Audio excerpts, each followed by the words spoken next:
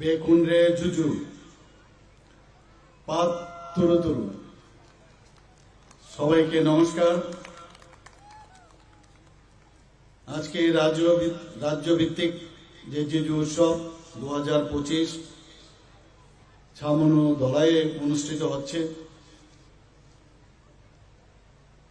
সেই উপলক্ষে আমাদের মাঝে মঞ্চে উপস্থিত আছেন যিনি একটু আগে ওনার মূল্যবান বক্তব্য আমাদের সামনে রেখেছেন, আমাদের ত্রিপুরা সরকারের মাননীয় মন্ত্রী শ্রীমতী শান্তনা চাকমা মহোদয়া। এখানে উপস্থিত আছেন জনপ্রিয় বিধায়ক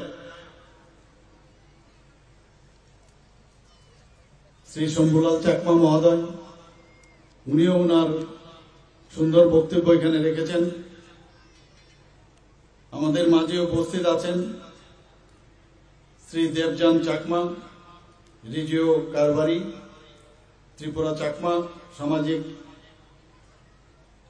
রিজিও পরিষদ, শ্রী সুজয় কুমার চাকমা, প্রেসিডেন্ট বিজু মেলা ডেভেলপমেন্ট কমিটি, তাছাড়া শ্রী পরিতোষ চাকমা, সোলোয়ানি কারবারি, মনুগং, এবং Shri Padmaranjan Chakma, president 51st Biju Mela organizing committee. তাছাড়া আমাদের মাঝে উপস্থিত আছেন Saju Vaheed, district magistrate and collector Dhalai, এবং সুপারিনটেন্ডেন্ট অফ পুলিশ এই জেলার শ্রী মিহিলাল দাস মহোদয়, আমাদের আইসিএ ডিপার্টমেন্টের ডাইরেক্টর শ্রী বিম্বিসার ভট্টাচার্য মহোদয়, শ্রী উত্তম কুমার ভৌমিক, এসডিএম লংতরাই বেলি, এবং আমাদের মাঝে শ্রীমতী সুস্মিতা দাস, জেলা সভাধিপতি, এবং শ্রী সঞ্জয় দাস, আমাদের এমডিসি মহোদয় মহোদয়া, দুজনে আমাদের মাঝে উপস্থিত আছেন। এখানে আমার সামনে যারা মেলা কমিটির সদস্যরা আছেন এবং চাকমা সমাজের যারা সমাজপতি এবং বিশিষ্ট ব্যক্তিবর্গ এবং বিশাল সংখ্যায় এখানে উপস্থিত আমার মায়েরা এবং বোনেরা এবং অত্র এলাকার সমস্ত এলাকাবাসী এবং আমার প্রিয় সাংবাদিক বন্ধুরা, সবাইকে আমি হার্দিক অভিনন্দন ও শুভেচ্ছা জানাই। আজকে চাকমা জনজাতি সম্প্রদায়ের যে প্রধান উৎসব সেটা হচ্ছে বিজু, এবং এটা 51তম রাজ্যভিত্তিক জিজু মেলা আজকে ছামনুতে আয়োজিত হয়েছে। এবং সেই উপলক্ষে আমি মঞ্চে যারা উপস্থিত আছেন, মঞ্চের নিচে যারা উপস্থিত আছেন, সবাইকে আমি আবার শুভেচ্ছা ও ধন্যবাদ জ্ঞাপন করছি। আমরা জানি এখানে আমার পূর্ববর্তী বক্তারা বিশদ আলোচনা রেখেছেন যে চাকমাদের এই বিজু মেলা সাধারণত 3 দিনের হয়, কিন্তু আমি যা শুনলাম যে গত বছরও 5 দিন সেটা হয়েছে, এবারও নাকি 5 দিন এই মেলাটা হবে। ফুল বিজু, মূল বিজু এবং গজেন পুচ্ছে বিজু, এই 3 দিনে সাধারণত হয়, কিন্তু আরো মেলাটা আরো 2 দিন বাড়িয়ে দেওয়া হয়। কারণ 3 দিনে অনেকের হয়তোবা স্বাদ পূর্ণ হয় না, মনে হয় আরো 2 দিন কেন পারবে না। তো সবাই আসবে, বিভিন্ন ধরনের এখানে নৃত্য এবং গানের পরিবেশনা হবে এবং সবাই দেখবে। আজকে আমি অত্যন্ত খুশি যে আমাদের দেশের যশস্বী প্রধানমন্ত্রী নরেন্দ্র মোদীজি আপনাদের উদ্দেশ্যে যে বার্তা উনি দিয়েছেন, যেটা এখানে পড়লেন, এবং এটা আমাদের জন্য গর্ব যে ত্রিপুরাবাসীর যারা আমাদের জনগোষ্ঠী চাকমা গোষ্ঠী, তাদের জন্য যেভাবে উনি ওনার মেসেজ পাঠিয়েছেন, এর জন্য আমি ত্রিপুরাবাসী এবং আপনাদের পক্ষ থেকে ওনাকে ধন্যবাদ দিই। আমরা সবাই জানি যে এই চৈত্রের শেষ এবং বৈশাখ অর্থাৎ পুরাতন বছর চলে যাচ্ছে, তাকে বিদায় এবং আগামী দিন যে বছর আসছে তাকে স্বাগত। আমাদের গত বছর আমরা কি ফেলিউর হলাম, কি সাকসেস হলাম, সেইগুলো নিয়ে আলোচনার মাধ্যমে আমি আগামী দিন আরো নতুন ভাবে যেগুলো ভুল হয়েছে কিভাবে শুধরে আবার আগামী দিন আগামী বছরে আমরা সেই কাজগুলো করব, সেটারই কিন্তু আজকের দিনে আমাদের এখানে প্রতিজ্ঞা করতে হবে যে আমরা কিভাবে যে এই দেশকে, এই রাজ্যকে আমরা সামনের দিকে এগিয়ে নিয়ে যাব। এখানে চাকমা সম্প্রদায়ের বিজু উৎসব, অহমিয়াদের বিহু, ত্রিপুরী সম্প্রদায়ের বৈশু, কালকেও আমি গিয়েছিলাম ত্রিপুরা সম্প্রদায়ের এই বৈশু যে ইনোগ্রেশন প্রোগ্রামে, জমাতিয়া সম্প্রদায়ের গড়িয়া, মগ সম্প্রদায়ের জনগণ সংগ্রায় উৎসব পালন করেন, হিন্দু সম্প্রদায়ের গাজন উৎসব ও নববর্ষ বরণ আমাদের আবহমান কাল থেকে এটা চলে আসছে। আজকে এখানে বলা হয়েছে, আমার পূর্ববর্তী বক্তারা বলেছেন যে এতগুলো আমাদের জাতি গোষ্ঠী ত্রিপুরাতে। আপনারা সবাই জানেন যে আমাদের 19টি জনজাতি গোষ্ঠী ত্রিপুরাতে। আমি যখন রাজ্যসভার সদস্য হয়ে আমি রাজ্যসভায় প্রথম দিন যখন ওথ টেকিং আমি নেই, তারপরের দিনই আমাকে একজন এসে বলল যে আপনাকে আমাদের যে ডার্লং কমিউনিটি আছে ত্রিপুরার, তাদের সম্পর্কে আপনাকে বলতে হবে। তো আমার সেই বিষয়ে সম্যক ধারণা ছিল না। আমাকে 1.5 ঘন্টা সময় দেওয়া হয়েছিল এ বিষয়ে আলোচনা রাখার জন্য। আমি এদিক সেদিক থেকে সমস্ত খবরাখবর নিলাম। নেওয়ার পর এই ডার্লং কমিউনিটিকে যাতে ট্রাইবেল যে আমাদের 19টি জাতি আছে সেই তার মধ্যে যুক্ত করার জন্য আমাকে বলতে হয়েছিল। এবং আপনারা খুশি হবেন জেনে যে আমি যখন এই তাদের সম্পর্কে আমি বললাম, তারপরে কিন্তু বিল পাস হয়ে গেল এবং আজকে এই ট্রাইবেল যারা ডার্লং কমিউনিটির তারা কিন্তু ট্রাইবেল হিসাবে স্বীকৃতি পেল। আমার জন্য এটা অত্যন্ত খুশির বিষয় যে আমার যে জার্নি রাজ্যসভাতে প্রথমে গিয়ে আমি কোন ত্রিপুরার জনজাতি গোষ্ঠীর কারোর জন্য আমি কিছু করতে পেরেছি। আজকে আমাদের যে মেইন যে উদ্দেশ্য আমাদের ত্রিপুরা সরকারের সমস্ত জনজাতি গোষ্ঠীর তাদের যে কৃষ্টি সংস্কৃতি পরম্পরা সেটাকে কোনো অবস্থায় হারিয়ে যেন না যায়, তার জন্য আমরা কিন্তু সরকার সর্বদা সচেষ্ট। এখানে যদিও দাবি রেখেছে, আমি খুব খুশি যে চাকমা সম্প্রদায়ের ওনারা নিজেরা ইন্ডিজিনাস ওনারা একটা স্ক্রিপ্ট ওনারা বানিয়েছেন। আমি এর জন্য ওনাদেরকে ধন্যবাদ দেব। আমি আপনাদেরকে ধন্যবাদ দিতে চাই এই কারণ আমাদের এই যে নিজস্ব স্ক্রিপ্ট এটা কিন্তু একটা সাংঘাতিক বিষয়। আমি বিধানসভায় এই কথাটা আমি বলেছিলাম এবং এখানে বলা হয়েছে যে আমাদের যে চাকমা যে ভাষা সেটাকে যেন অন্যান্য যে ভাষা আছে তার সাথে আরো বেশি করে প্রচলন করা হয়। নিশ্চয়ই আমি এই বিষয়টা দেখব। আরো যেসব দাবি দেওয়া এখানে করা হয়েছে আমি নিশ্চয়ই বিষয়টা আলোচনার সাপেক্ষে আমি এই বিষয়টা আমি দেখব। বন্ধুগণ,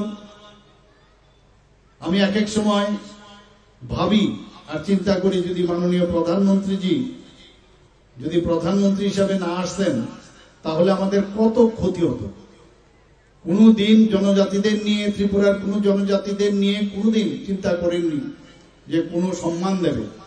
2019 থেকে 2024-25 পর্যন্ত প্রায় 7 জনকে এক নাগারে আমাদের পদ্মশ্রী উপাধি দিয়েছেন জনজাতি গোষ্ঠী। বন্ধুগণ, এটা একটা সাংঘাতিক বিষয়, ভাবা যায় না।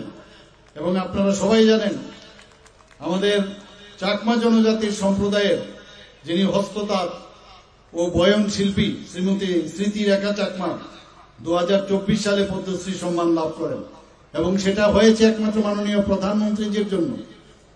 আমরা অত্যন্ত আনন্দিত যে যেটা আগে কোনোদিন হয়নি। আজকে ভারতবর্ষের যিনি রাষ্ট্রপতিজি একজন জনজাতি গোষ্ঠীর একজন মহিলা রাষ্ট্রপতি। আজকে ত্রিপুরার থেকে একজন জনজাতি গোষ্ঠীর একজন বিশিষ্ট ব্যক্তিত্ব তাকে ত্রিপুরার মতো একটা ছোট প্রদেশ থেকে তেলেঙ্গানার মতো বড় একটা প্রদেশের রাজ্যপাল বানিয়েছেন, তার নাম হচ্ছে মাননীয় প্রধানমন্ত্রী নরেন্দ্র মোদীজি, যেটা সব সময় জনজাতিদের কথা চিন্তা করেন।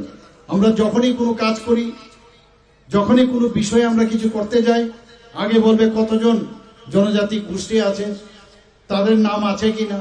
এটা আগে আমরা দেখতাম না। আপনারা সবাই জানেন, যখন এখানে প্রায় 23 বছর ধরে যারা রিয়াং শরণার্থীরা ত্রিপুরাতে বিভিন্ন সমস্যায় দুর্বিষহ জীবনযাপন এখানে কাটাচ্ছিল, সেই জায়গায় আমাদের সরকার আসার পর মাননীয় প্রধানমন্ত্রীজির যে মার্গদর্শনে এবং আমাদের স্বরাষ্ট্রমন্ত্রী অমিত শাহজির কারণে তাদের এতদিন বাদে তাদেরকে কোথায় তারা থাকবে, কোথায় কিভাবে খাবে, সব বিষয় নিয়ে সেই 500 কোটি টাকার একটা প্রজেক্ট একটা দেওয়া হয়েছিল। এখন সেটা বেড়ে 800 কোটি টাকা হয়েছে। তাদের রিহেবিলিটেশন সেন্টারে ওনাদেরকে রাখা হয়েছে।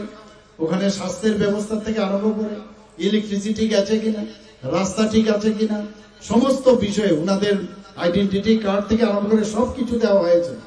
তো সেটা একমাত্র আমাদের এই যে সরকার, আমাদের মাননীয় প্রধানমন্ত্রীজি যেভাবে কাজ করছে, সেই কারণেই সেটার সুফল আমরা কিন্তু পেয়েছি। আমরা এর মধ্যে আপনারা জানেন যে মাননীয় প্রধানমন্ত্রীজির সরকার যখন দিল্লিতে আসলো, এতদিন ধরে আমরা দেখেছি যে উপজাতি কল্যাণ দপ্তর, আমরা বলতাম উপজাতি কল্যাণ দপ্তর, উপজাতি কল্যাণ দপ্তর, সেটাকে পাল্টিয়ে জনজাতি কল্যাণ দপ্তর নাম দিয়েছে। এবং উনার কারণেই কিন্তু আমরাও আমাদের ত্রিপুরা সরকার সেইভাবে জনজাতি কল্যাণ দপ্তর আমরা করেছি। শুধু তাই নয়, আমরা সবাই জানি দ্বিতীয় বিশ্বযুদ্ধের ঠিক শেষ মুহূর্তে আমাদের ত্রিপুরাতে যে আমাদের one of the oldest airport Singarbil, যেটাকে আগরতলা এয়ারপোর্ট বলা হতো, সেটা আমাদের মহারাজা বীর বিক্রম কিশোর মাণিক্য বাহাদুর সেটা করেছিলেন। এবং উনাকে সেই ভাবে কিন্তু সম্মান কেউ দেয়নি।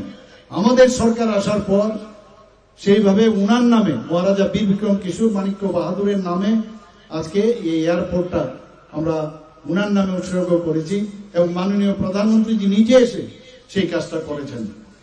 আমরা মহারাজা বীর বিক্রম কিশোর মাণিক্য বাহাদুরের উনার যে জন্মদিন 19শে আগস্ট, সেটা কিন্তু আগে কেউ উনার জন্মদিন পালন করেননি। আমরা সরকারি ছুটি আমরা ঘোষণা করেছি।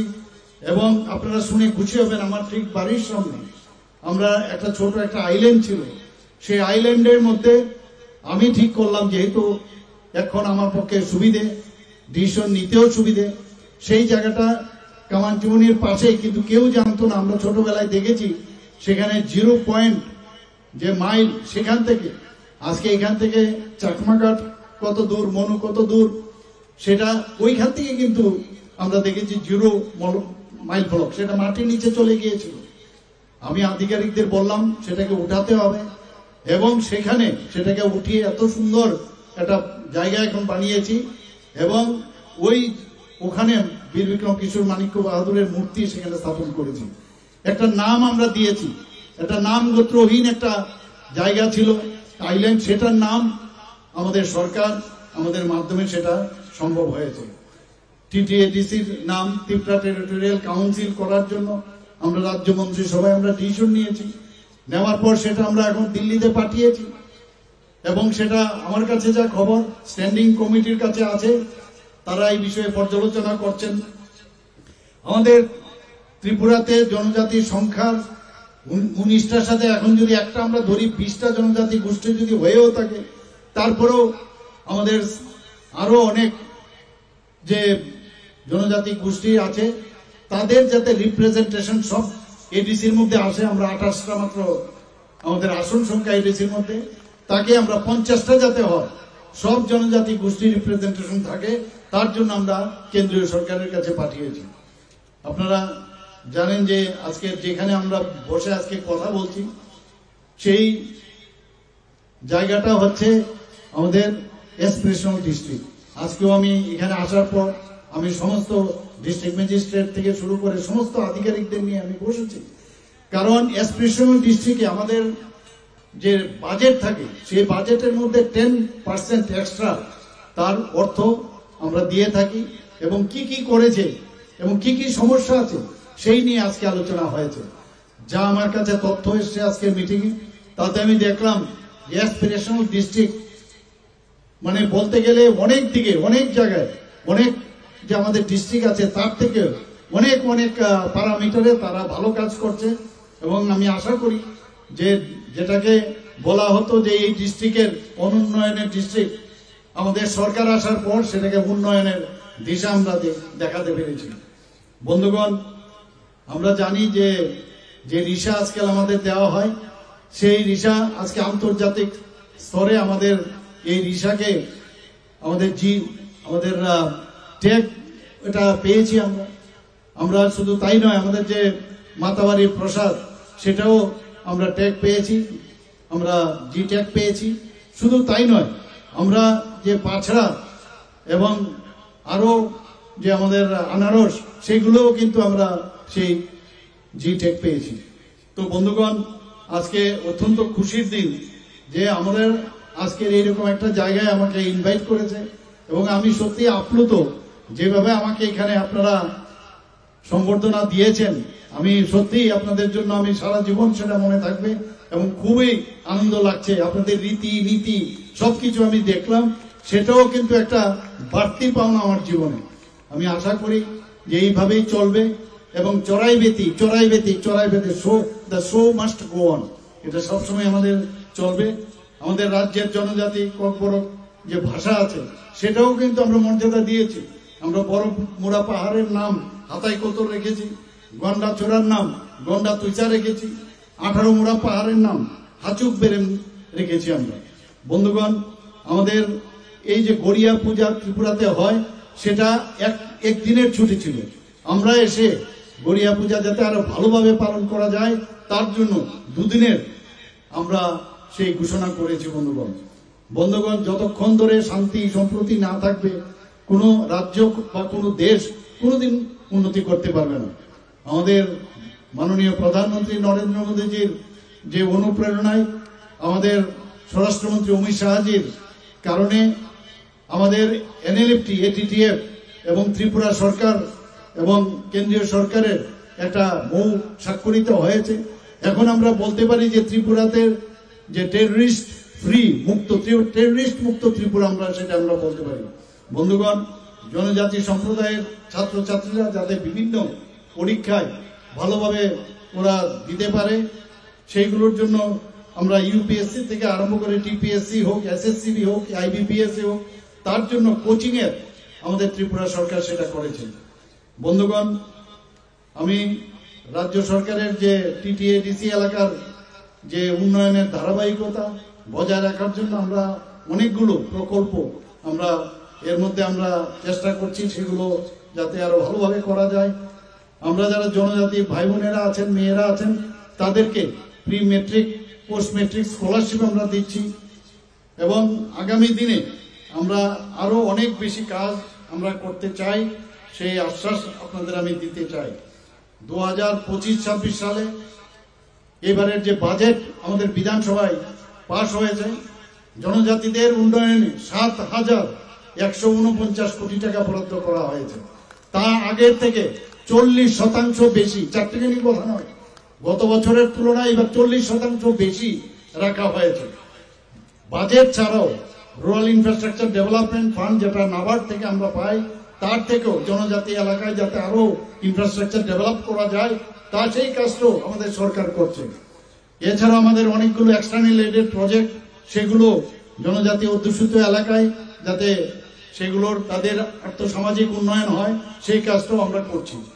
আমাদের এখানে জনজাতিরা যে হোস্টেল, আমরা পুরো 3টে ডিগ্রি কলেজে সেখানে হোস্টেল বানিয়েছি।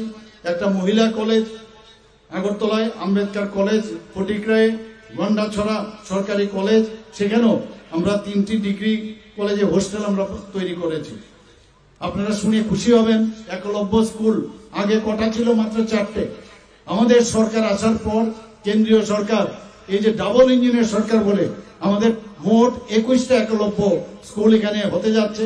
কিছুদিন আগে আপনারা দেখেছেন যে আমাদের মাননীয় প্রধানমন্ত্রী নরেন্দ্র মোদীজি নিজে 9ই মার্চ 2024 করবুক ও রূপাইছড়িতে এখানে আরো 2টি একলব্য মডেল রেসিডেন্সিয়াল স্কুল উদ্বোধন করেছেন।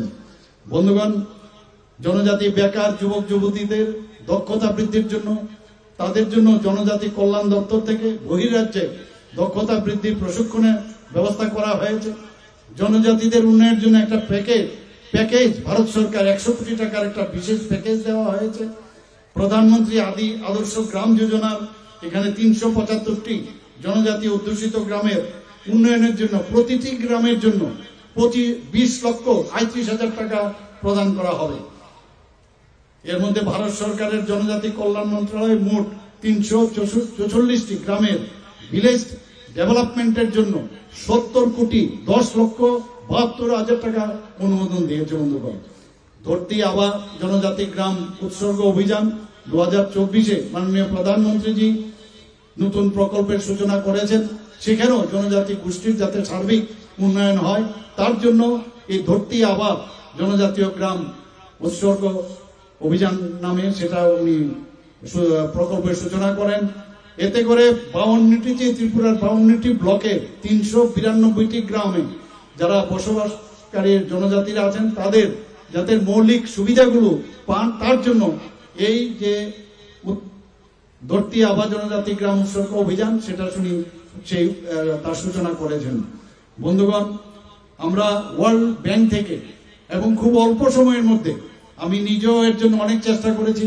আমাদের মাননীয় যিনি অর্থমন্ত্রী আছেন সীতারামনজি, আমি কয়েকবার গেছি, সেখানে 1400 কোটি টাকার আমরা ট্রান্সফার যে আমরা সেই তার যে লোন সেই এগ্রিমেন্ট আমরা সাইন করেছি এবং সমস্ত অধ্যুষিত এলাকায় জনজাতি এলাকায় তার কাজও হচ্ছে এবং এখানে কৃষি বাগিচা পশুপালন মৎস্য চাষের মাধ্যমে একটা লং রান যাতে একটা প্রকল্প হাতে নেওয়া যায় সেই বিষয়ে আমরা সেই কাজটা করেছি। 2 বছরের মধ্যে সাধারণত ওয়ার্ল্ড ব্যাংক থেকে এত টাকা সহজে পাওয়া যায় না, সেটা আমরা করতে পেরেছি এবং তার কাজও এখানে শুরু হয়েছে। জনজাতিদের শিক্ষা, স্বাস্থ্য, পুষ্টি, স্যানিটেশন, পানীয় জল ও জীবিকাকে কেন্দ্র করে 15 নভেম্বর 2023 সালে জনজাতি গৌরব দিবসে আমাদের মুখ্যমন্ত্রী ট্রাইবাল ডেভেলপমেন্ট মিশন নামে একটা প্রকল্প আমরা চালু করেছি। আমরা জনজাতির উন্নয়নে শিক্ষাক্ষেত্রে বিভিন্ন কর্মসূচি আমরা রেখেছি। আমরা শুধু তাই না, বিনামূল্যে পাঠ্য বই সরবরাহ প্রকল্পের মাধ্যমে নবম বাদ তার উপরের যে শ্রেণীতে যারা জনজাতি ছাত্রছাত্রীদের আছেন তাদের পাঠ্য বই দেওয়ার পরিবর্তে এখন আর্থিকভাবে আমরা ডাইরেক্টলি ওনাদেরকে সেই সাহায্য আমরা করছি। যারা জনজাতি ছাত্রছাত্রী আছেন তারা যদি তারা যাতে পড়াশোনা যারা ভালো তাদের কৃতিত্বের স্বীকৃতি স্বরূপ তাদেরকে উৎসাহ প্রদান করার জন্য আমরা মেধা পুরস্কার প্রদান করছি। Supplementary education for elementary classes 2022 নামে একটি নতুন প্রকল্প চালু করা হয়েছে এবং বিগত 2 বছরে প্রায় 413টি কোচিং সেন্টারের মাধ্যমে 10,138 জন ছাত্রছাত্রীদের কোচিং প্রদান করা হচ্ছে। জনজাতিদের আবাসগুলো আধুনিকরণ ও পরিষেবাগুলি প্রদান করা হচ্ছে। এবারের বাজেটে আমরা জনজাতি সম্প্রদায়ের সংস্কৃতিকে সংরক্ষণের জন্য বারবার বলছি, আমাদের জনজাতিদের যে রিচ যে কালচার সেটা যাতে হারিয়ে না যায় তার জন্য আমরা চেষ্টা করছি যাতে এটাকে বাঁচিয়ে রাখা যায়।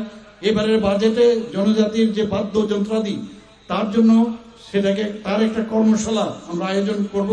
এর জন্য এই বাজেটে 3 কোটি টাকা রাখা হয়েছে। বন্ধুগণ, আমরা চাই যে আমাদের ত্রিপুরাতে আমরা যারা জাতি জনজাতি আমরা সবাই একসাথে মিলে, মাননীয় প্রধানমন্ত্রী যে এক ভারত শ্রেষ্ঠ ভারতের কথা বলেন, বৈচিত্র্যের মধ্যেও আমরা বাঁচতে চাই, কিন্তু ইউনিটি ইন ডাইভার্সিটি সেই কথাটা আজকেও উনি ওনার বক্তব্যতে বলেছেন এবং আশা করি আগামী দিন আমরা এক ত্রিপুরা শ্রেষ্ঠ ত্রিপুরা আর সবকা সাথ সবকা বিকাশ আর বিশ্বাস আর তার প্রয়াস সেই কথা মাথায় রেখে আগামী দিন আমরা চলব। সবাইকে আমি আবার রাজ্যভিত্তিক জিজু উৎসব উপলক্ষে সবাইকে হার্দিক অভিনন্দন শুভেচ্ছা জানিয়ে আমার কথা বলা শেষ করলাম। জুজু পাত তরু তরু, নমস্কার।